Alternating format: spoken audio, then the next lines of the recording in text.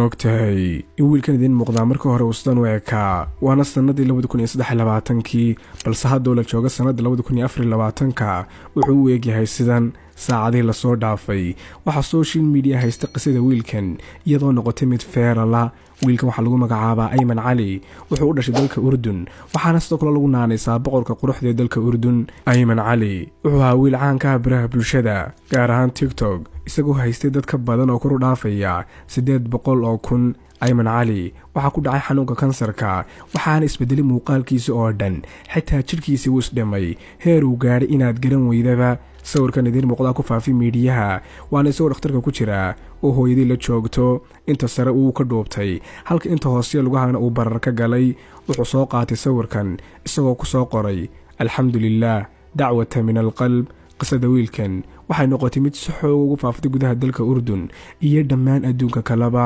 waxaan idinka codsanayaa saaxiibayaal inaad u ducaysaan wiilkan iyo dhammaan inta xanuunsanba inuu Alla caafimaad sareecana siiyo haddaba daawade adiga su'aal haddii aan ku weydiiyo xanuunkan ma dhihi karnaa ilbaa sababtay maadaama uu noqday boqorka quruxda ee dalka Urdun fikirkaaga qaybta hoose commentiga iigu sheeg ha iloobin inaad follow noo saarto YouTube-ka profile-ka saaranna aad subscribe dhahdo